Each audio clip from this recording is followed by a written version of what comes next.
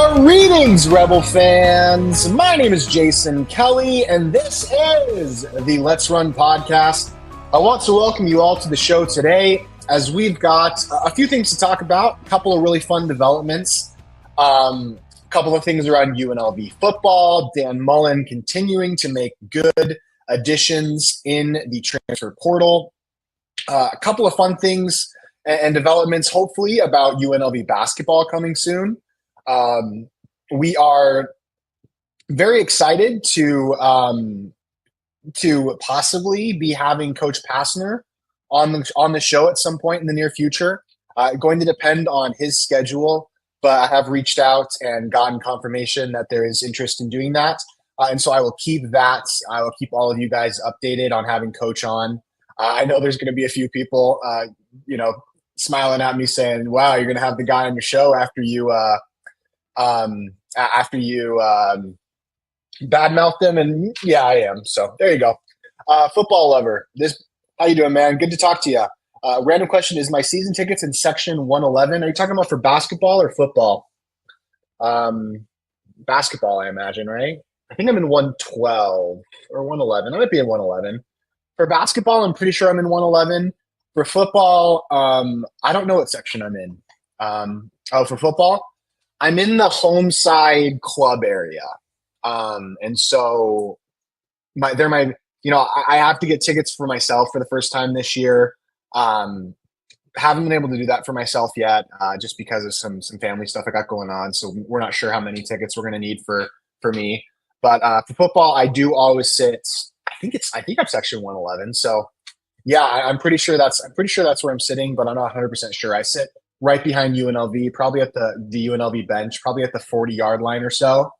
And I think I'm like 6 or 7 rows up. So my family had pretty good season tickets at Sam Boyd. And so we got to like transfer those spots into pretty good season tickets for when we moved to Allegiant Stadiums, because we went to the games at Sam Boyd too. So that's probably why we were able to get those tickets at reasonable cost. So, guys, let's jump in. I want to talk a little bit about UNLV football first, just to give you guys some news. UNLV football had a couple of really solid additions. I'm going to put up my screen here, and we're going to go over. Boyd wasn't the best stadium, was it? So UNLV added a couple of players. They added back Alani Makihele. He was a transfer from UNLV to UCLA. He was a line player, an offensive line player, played a lot and ended up going to UCLA. Didn't get a ton of, here's some of his highlights you can see. Didn't get a ton of playing time at UCLA, was dealing with injuries. It wasn't as much to do with performance as it was with just injuries, but really excellent player. He left our program. The prodigal son returns to UNLV. One of a couple of previous UCLA players that are back on the UNLV football roster. We also had Jackson Woodard get cut by the Seahawks, but get immediately picked up by the Houston Texans. So we're very happy for Jackson. We added Donovan Spellman. He's a linebacker, but he's kind of he's an edge. Gets to the quarterback a lot. 6'4", 230, comes from Charlotte. Had really good stats there. Really nice depth to the linebacking core. I see him probably getting a decent amount of snaps next season. So pretty happy with that. Next up, we had Justin Flo. This was kind of the big one, and there was a lot of commotion about Justin. So Justin started out his career as a 5+ star player out of high school, a linebacker. Excellent talent. I mean, he was a top level recruit out of high school and ends up signing with Oregon. Leaves after one season at Oregon under Dan Lanning and ends up going to Arizona under Trent Bray. I think it's Trent Bray, right? The guy that was previously at San Jose State. Ends up going there. Doesn't get a ton of time at Arizona. There was a couple of injury issues, but didn't get the field a ton. Kind of disappointing at Arizona, but ultimately ends up landing in Las Vegas at UNLV. Justin is an elite level talent. He is a previous 5-star recruit out of high school. And so, you can see that headline and say UNLV, and I said this on Twitter, UNLV adds 5-star linebacker. And you can think, well, it's not really fair to call him a five-star linebacker because he didn't play a ton at Arizona. But UNLV football, and there's been a couple of tweets like this, but UNLV football has added a ton of 4 and 5 star talent. Guys that didn't have a ton of success at other places, that never really realized their potential, like Justin.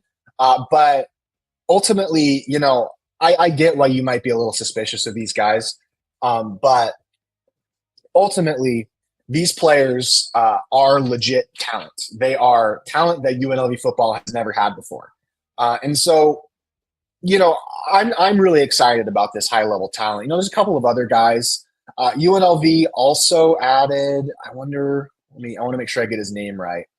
Let me just sign that. Is that okay? Isaiah Patterson.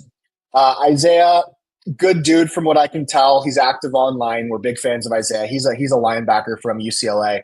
Really, when we lost Charles Correa to Purdue, there's a little bit of anxiety about our linebacking room, our linebacking core. And I had that anxiety too. And I still honestly have doubts about our defense coming into next season. Mostly because, defenses can take time to gel. We lost our defensive coordinator. Dan Mullen has never been seen as an outstanding defensive coach. And so, I get, the temptation to say, oh, UNLV is going to be amazing. Look at all this talent up and down here. But, you lose your defensive coordinator halfway through the offseason. You have a guy in your head coach who's not seen as a defensive first head coach. I think that the defense is going to struggle a little bit next year. Now, that doesn't mean they don't have the talent to be good, and maybe I could be wrong. But I think it's you probably do not be a little cautious with how you're talking about UNLV football, because I think the defense is going to have some serious question marks going into next year. Now, I could totally be proven wrong, and they could have an awesome defense, but to me, I have question marks about the UNLV defense. I have questions about the defensive line, how much pressure we're going to be able to get on the quarterback, the quarterbacks that we go up against. I think these are real issues and not things to be ignored. And so, overall, though, I'm very happy with the talent that Dan Mullen has added. And I think that there's a lot of potential up and down this roster, but especially on the offensive end. If either Alex Orji or Anthony Calandria, and I think Calandria, again, is probably my pick for the starting quarterback at UNLV next season. In my opinion, that's where he's going to be. But if either of those guys, can put it together and create a good and create some level of stability for UNLV at the quarterback position, I'd say that we have a pretty good. I'd say that we'll have a pretty good chance of putting together an awesome offense next season. You saw LaDainian Tomlinson run all over UNLV at Sam Boyd. Yeah, there are some. Sam Boyd's kind of an interesting stadium because there's a lot of instances in the record books where UNLV would bring in Power 5 teams to play at Sam Boyd Stadium, or really excellent players played at Sam Boyd Stadium, and they were just awesome games there, but they weren't super highly attended.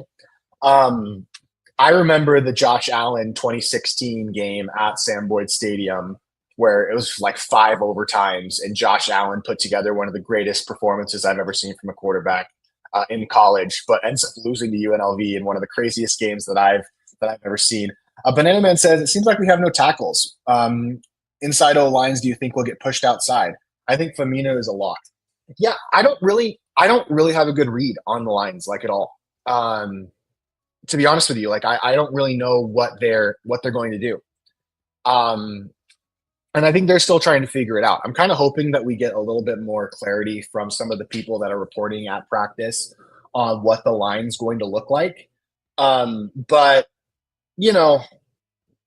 we'll see. They have some talent there. They added that kid from Coastal Carolina that I really like. And so I guess we'll see. Banana Man says, I followed Flo for a while. The biggest concern is he's only good for a big hit. Overall, he's proven capable of filling holes, but a lot of struggles in coverage as an inside linebacker. Yeah, not being able to fulfill that talent that he has is something that's, really held him back at Arizona from what I can tell. But, I think Dan Mullen in Vegas is kind of the perfect place for him to really break out. So I guess we'll see. I think UNLV has the best 1-2 punch as basketball and football coach. Um, I'd probably say that's Boise. Boise State made a New Year's Six conference, and they consistently make the NCAA tournament under. They made a New Year's Six bowl, the Fiesta Bowl, under Spencer Danielson up there in Boise, and they consistently make the NCAA tournament with Leon Rice in basketball. So I think you got an argument there, but who knows? Um, yeah, I mean, I guess we'll see. New coaches are kind of crapshoots. We have a really good roster coming into next season, but it's going to see. And Banana Man agrees with me. I got a lot of criticism for this because I put out, and look, it's early, guys. We do not know how good UNLV football is. Nobody really knows. We're all kind of just making educated guesses based on the guys that we're bringing in. And I put out a prediction, and I guess let me look up this tweet that I put out because maybe that'll be informative for you guys. I put out what I would consider my kind of official prediction. As of right now, obviously, like it's going to change as we get more information about the team. And as summer goes on, there could be injuries that could hold back UNLV football. But this is kind of, as of right now, how I see next season going. Because I see a lot of people seemingly predicting 11-1 or 12-0 seasons for UNLV football. And I'm not saying those things aren't possible, but predicting that good of a record right now is a little we're jumping over the skis a little bit there, guys. So right now, if I had to predict UNLV football, and I'll do this a couple of times throughout the summer, but I have UNLV going 9-3. I have them beating Sam Houston. I have them losing to UCLA. I think it's a big game, a little too much too quickly for this roster. Could they beat UCLA? Absolutely, they could. I think UNLV will be favored by a point or two, but maybe not actually. I mean, it depends. It's going to depend on how UCLA looks.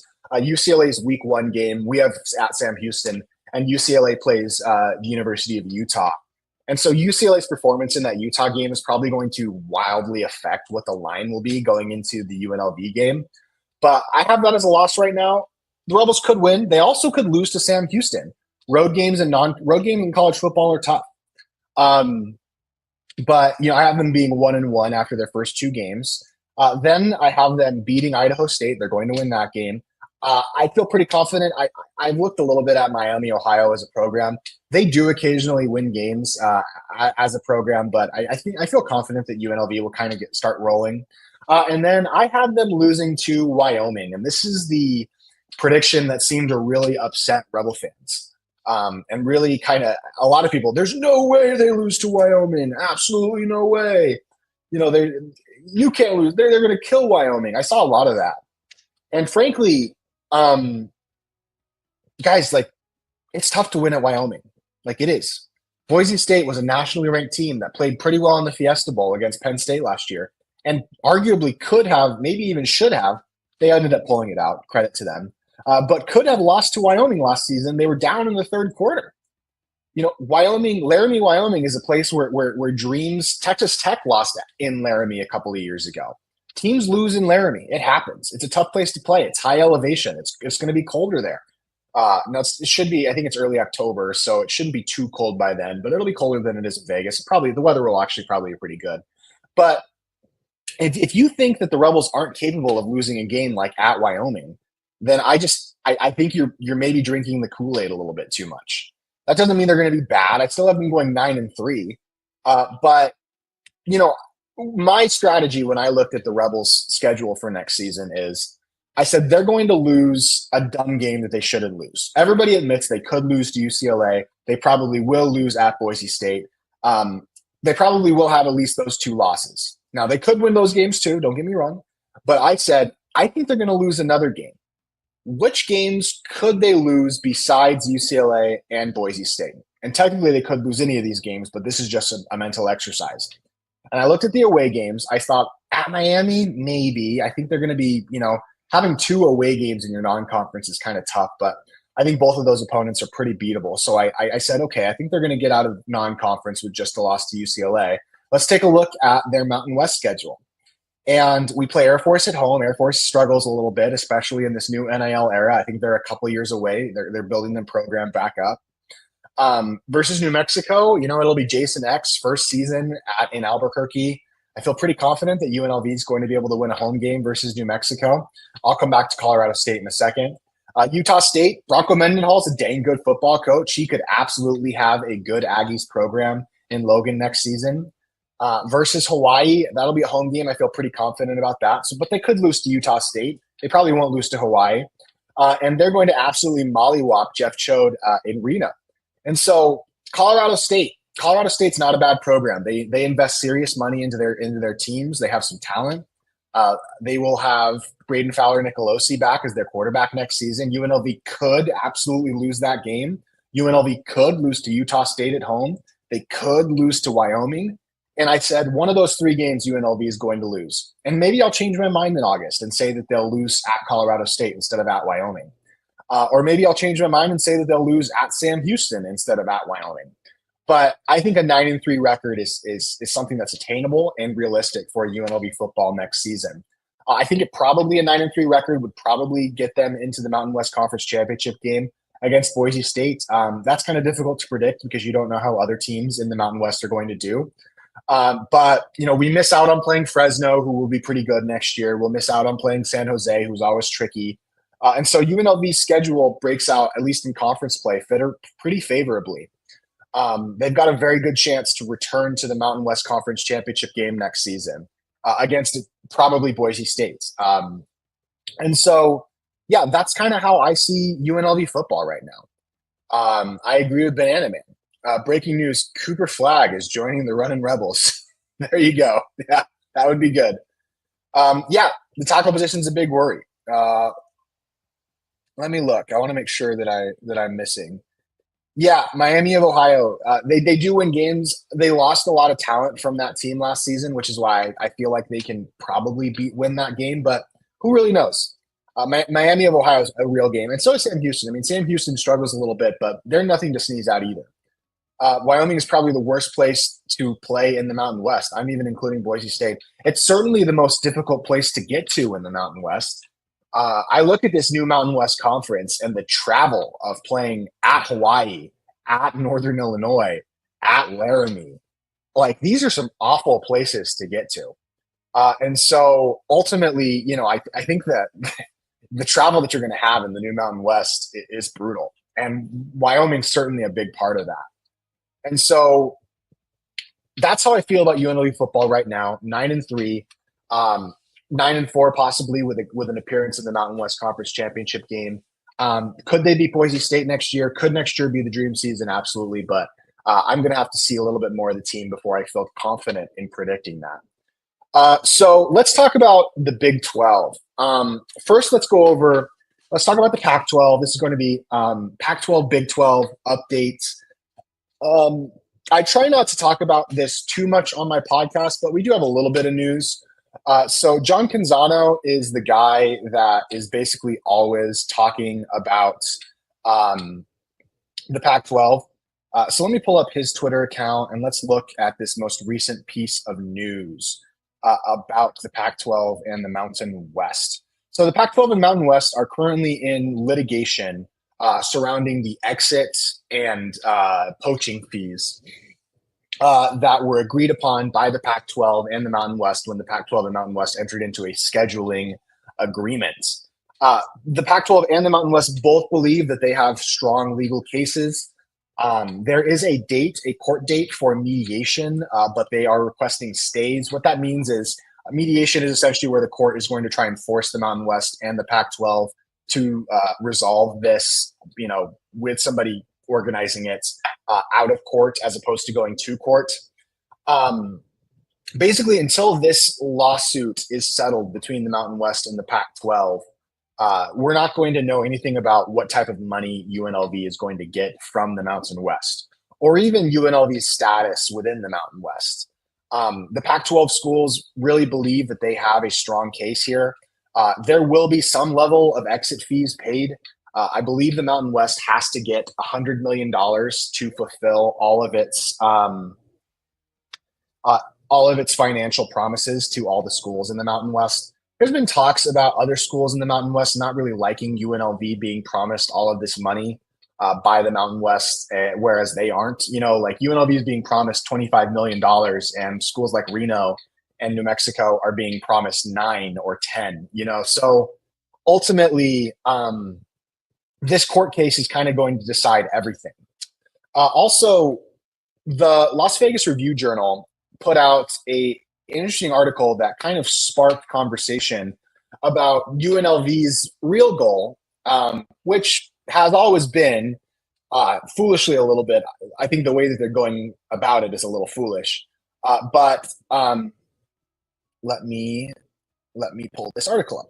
So the Las Vegas Review Journal put out this article. And this article talks about UNLV stands by the Mountain West for now. It's by Adam Hill. UNLV has no plans to reverse course and leave the Mountain West and join the reconfigured Pac-12. But the outcome of this lawsuit between the Pac-12 and the Mountain West is kind of at the forefront of all of these conversations. It's come to a stalemate. Both sides believe that they have legitimate cases to join, to win this lawsuit and make the Pac-12 either pay all of the exit fees, or the Pac-12 believes they shouldn't have to pay any of the penalty fees and should only have to pay a reduced portion of their exit fees.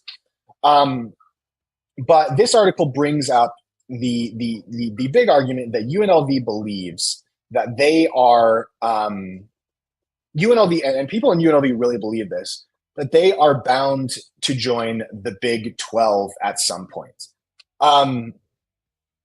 This sentence in particular says, an invitation to the Big 12 isn't a pie-in-the-sky fantasy. It kind of is. The Big 12 Commissioner Brett Yormark has been public about his love of the Las Vegas market and the football program's success and facilities. Brett Yormark, the Big 12 Commissioner, is not the person that decides who joins the Big 12. So if UNLV, let me just hypothetically run you through this. If UNLV were to be invited into the Big 12, it would take a supermajority of schools, which is like 3/4 of the schools in the Big 12, voting to admit the UNLV into the Big 12 conference. These schools, the Big 12, have 16 schools in it, and these schools would have to vote affirmatively, not Brett Yormark, the guy who talks about how he likes Vegas, the Big 12 commissioner. These schools would affirmatively have to vote for UNLV and vote to share their revenue that they generate with UNLV. The Big 12 uses the city of Las Vegas. They have games here. There are talks about moving their basketball tournament here. They have their media day here. The Big 12 does access the Las Vegas market even without UNLV. But ultimately, what it would come down to is you'd have to think the Big 12 is going to vote to admit UNLV into the conference. Then the schools in the Big 12 are going to vote to admit UNLV into the conference.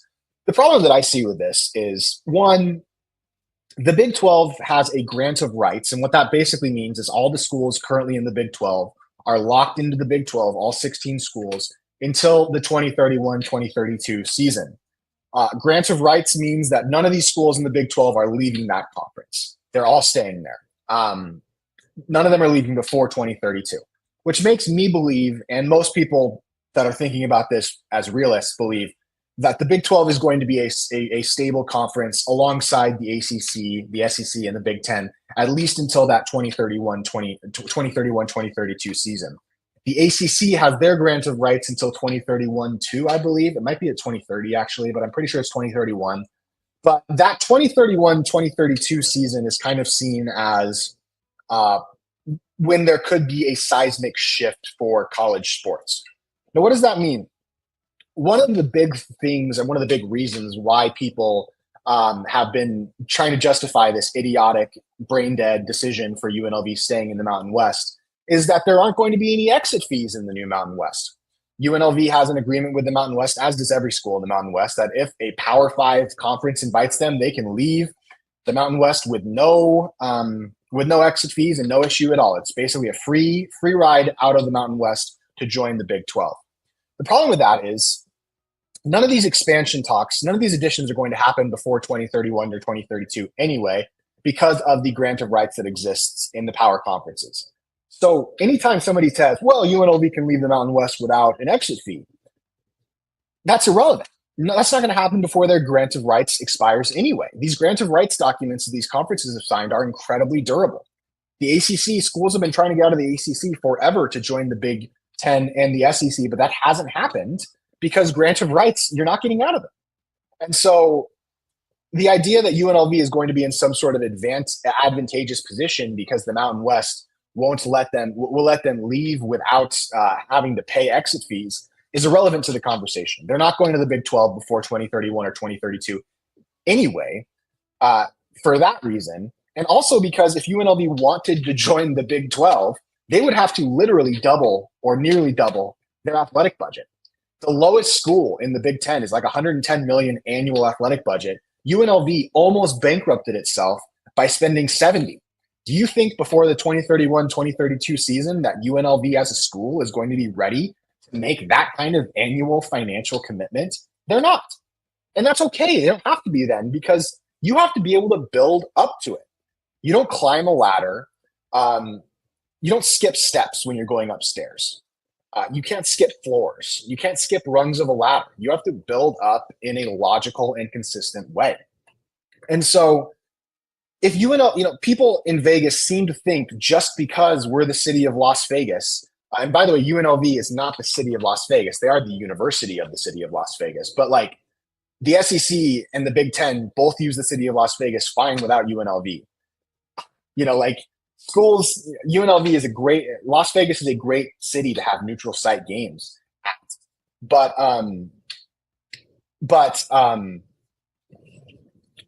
that doesn't mean that they need UNLV to do that. They can always rent Allegiant Stadium like they do for the Las Vegas Bowl. The Big Ten and the SEC do that. And they can have neutral site games at Allegiant Stadium. LSU and USC did that last season. They can have their basketball tournaments here. They can have the college basketball crown tournament here. They can have the NIL tournament that UNLV is going to be participating here. The idea that these power conferences need UNLV in order to use the city of Las Vegas is just incorrect. Now, can adding UNLV be helpful to those power conferences? Yes, it can. It gives them better access to the city and access to a good market. But they don't need UNLV to use the city of Las Vegas or to benefit from its market. Guess what? Most sports fans who watch sports in the city of Las Vegas aren't watching UNLV. They're watching other sports. They're watching other colleges. The most watched colleges in the city of Las Vegas probably are like USC and Oregon, and people that are transplants to the city watching colleges that they have loyalty to. And so the idea that the Big 12 is just going to open its gates up and say, hey, we're going to welcome UNLV in and we're going to choose UNLV over other schools that could possibly go to the Big 12, I think is just, it's pie in the sky thinking. It's lazy, and it's something that UNLV has been saying for a long time. You can go back to 2011 and 2012 and see people at UNLV talking about the Big 12. And what they fail to understand is that you have to make steps. You have to build a brand in order to become valuable to a power conference.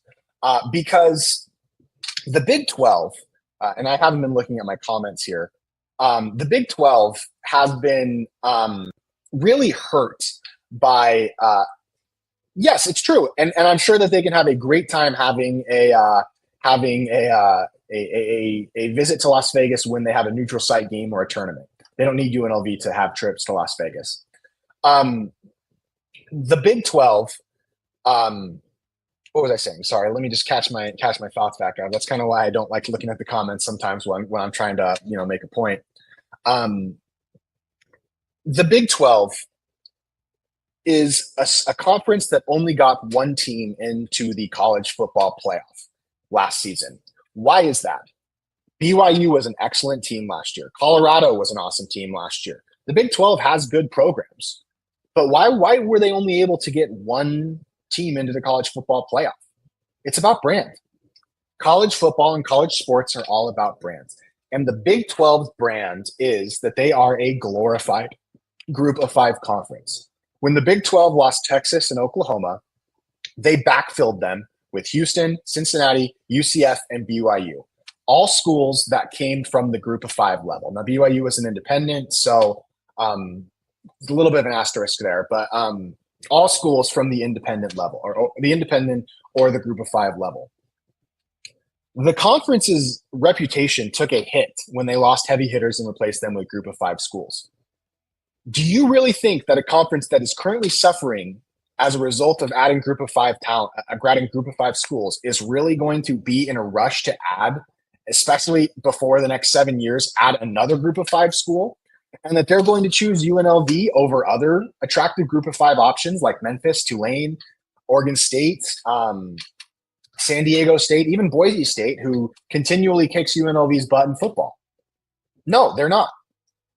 And I'm not saying that UNLV can't have value to these conferences. It absolutely can, but you have to earn that. You have to build a brand. You don't get to skip steps. UNLV has to go to the college football playoff. They have to make NCAA tournament runs. They need to fill the Thomas and Mack and Allegiant Stadium, not for one season, for 6 or 7 seasons or a decade before a conference, a power conference, is going to let them in. You do not get things given to you in the realm of professional and college sports. You have to earn them. UNLV has not earned them. Dan Mullen has won 0 games at UNLV so far. All these people saying that we're going to crush the Mountain West and destroy Boise State. I'm sorry, UNLV football has not beaten Boise State in 50 years, since the 1970s, before Boise was even a Division I team. Now, does that mean that I think that UNLV can't do that? No, I think they will. I absolutely think they will do that. But you have to do it first. And this has been the biggest thing about me with the Pac-12 and the Mountain West. UNLV is acting, just because we lost a couple of Mountain West champions to Boise State, we're acting like we deserve something. We don't deserve something until we go out there and win it. And so if you hear people talking about UNLV to the Big 12, they are so full of crap and full of hot air. They are. It is wishful thinking from a school that wishes instead of makes, is truly willing to take the steps to invest. And frankly, it's just annoying. The new Mountain West is an awful conference. When you're evaluating the new Mountain West and the new Pac-12 and UNLV's decision to stay in the new Mountain West instead of joining the new Pac-12, the other power conferences are irrelevant to that conversation. The only thing that matters is the new Mountain West versus the new Pac-12. The old Pac-12 is irrelevant. The fact that the Pac-12 lost Oregon and USC and UCLA and Washington, that's completely irrelevant to the conversation. All that matters is comparing your new crappy conference with awful travel, with lack of brand power. I'm sorry, Boise State, San Diego State, even Oregon State and Washington State have a lot better brand power in Gonzaga on the basketball sense than San Jose State and Wyoming and UTEP. I get that you guys don't think the new Pac-12 is as good, and it isn't as good as the actual Power 4 conferences. But distinctions in conferences matter, even on the group of 5 level. Last season, UNLV and Memphis both had the exact same record going into their conference championship games. I think both of them ended up losing, if I remember correctly. But Memphis and UNLV had the exact same record in similar conferences, the Mountain West and the AAC. UNLV, if they had won their conference championship and Memphis had won their conference championship, UNLV would have gone to the college football playoff and not Memphis. And why is that? Because conference distinction matters, and UNLV played in a better conference than Memphis did last season. Even at the group of 5 level, not all group of 5s are created equal. This stuff matters. And when you are climbing a ladder, you have to go up one rung at a time. Marginal improvements matter in the realm of sports. Ask the Lakers, who have a terrible roster and terrible role players because they've gone years without making marginal improvements. And while you may look at this new Pac-12 conference and think, oh, it's just whatever, it's just a marginal improvement on our current conference, it's a big improvement from the conference we're going to be in. And this little man syndrome coming from UNLV fans about, oh, the Pac-12, we don't want to go there. They don't want us. Well, they're not like us. They're not like us. Get over yourself, man.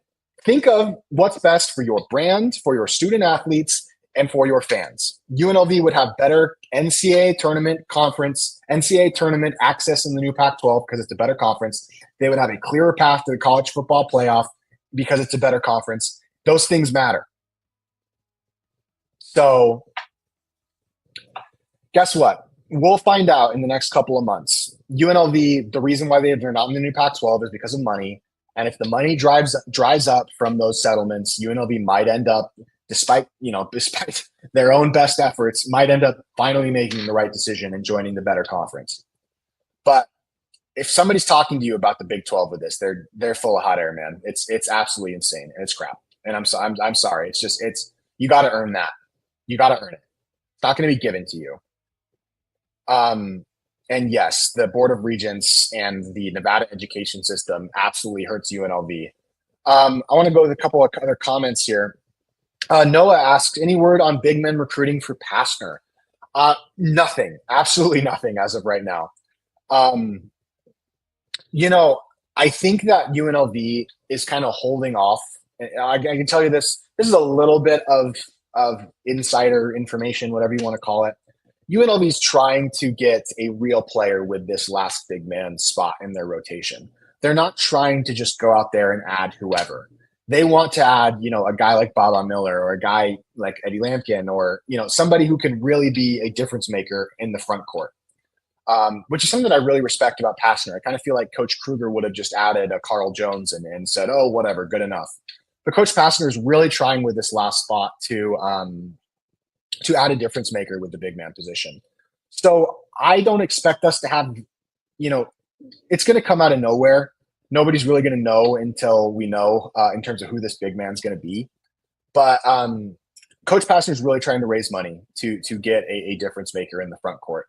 And I think he has the capability of doing that. I think the roster that he's put together when he's going to fundraising events and meeting with NIL people that donate for the NIL, I think it's adding a level of credibility to him. So I don't think we're going to get immediate news on this. The longer it goes on, the better chance it's probably just going to be a player that's going to backfill depth for us. But yes, a tournament appearance this decade would, yes. But I don't expect them to have, and yes, this is the guy that people have been talking about, Eddie Lampkin from Syracuse. Go ahead and look him up. If I had to give a prediction of who I think UNLV is going to get, I think this is who they get because I'm pretty sure that Lampkin had a visit to UNLV, but there was issues about his eligibility. And so that's the guy that I think they're going to add. Eddie Lampkin is, I believe he's 6'7", but he plays big. You put him at the center. He averaged 12 or 13 points a game last season. He's a center. And he is 6'11", so he's bigger than I thought he was. He averaged 12 points a game last season at Syracuse. I think he would be an excellent addition who could add an offensive punch to our front court. That would be my guess. So I appreciate you bringing him up, Banana Man. But any word on Haas? No word on Haas as of right now. And so, yeah, that's kind of where we are. I think UNLV should focus on getting 50K in Allegiant and 12K in the MAC before we start acting entitled. Yeah, I mean, we're not entitled to anything, guys. As a conference, as a fan base, we are not entitled to anything. We have to earn it. UNLV as a brand has to build its brand power back up. We had legit brand in the 90s, and we still have a level of basketball brand, but UNLV football, with Dan Mullen, we have a chance to build a brand. It is not built yet. And so I'm hoping UNLV is forced into making the right decision and joining the Pac-12. I'm hoping that we can fulfill our unrealized as of yet potential. But you don't look cool dissing on the Pac-12. And you may say to me, hey, you look cool glazing the Pac-12 all the time. Fair enough. But UNLV isn't too good to improve their conference. And we shouldn't act like we have achieved anything spectacular yet. Last year was a great season. Winning that LA Bowl was awesome against Cal. Yeah, I mean, we have a lot of our out-of-conference games scheduled already. But ultimately, your conference affiliation is what gets you into the college football playoff. Schools and good bowl games. Schools like BYU and Notre Dame, if they lose a couple of games, they're essentially out when they were independents, when BYU was independent at least. And so winning your conference and getting that extra game is a huge deal. And Boise State football isn't going anywhere. And so being able to beat them would just be a great way to leapfrog yourself into the college football playoff discussion year after year. And hopefully UNLV football can catch up to Boise State. And I think losing the ability to play them is just a mistake, because we're building a kind of a rivalry with them. Now, obviously, we have to beat them first, but losing that relationship as between programs, I think, is just a big mistake, because geographically it makes sense, and I think that we could really build something special with the Boise State fans in terms of a real rivalry. If we'd have to start winning, of course, but I think we could build something pretty special. So, guys, that's basically all I had for tonight. I apologize about the rant stuff with the Big 12 and the Pac-12. I'm going to try and not do that too often. Hopefully we have Coach Passner coming on. I'd love to ask him directly about what he wants to do with that last roster spot. Hopefully in the next couple of weeks we can get him on. And we have a couple of fun guests lined up, a couple of people that we're going to bring on the podcast to kind of bounce ideas back off of me, because sometimes when it's just me talking, I'm kind of, when you just hear yourself speak, you become kind of an echo chamber. So love what Coach Mullen is doing. Love what Coach Passner is doing. I want our school to act in our student athletes' best interests and our fans' best interests. But regardless, this next season is going to be the most exciting season since the 90s for UNLV sports. It just is. And I can't wait for it. So, guys, I appreciate you all for checking out the show tonight. We will be back next week. If there's big news, we'll go live, of course. But we'll be back next week, and I hope you have a wonderful rest of your week, and then good weekend. And let's run, Rebels. Woo! Peace out, homies.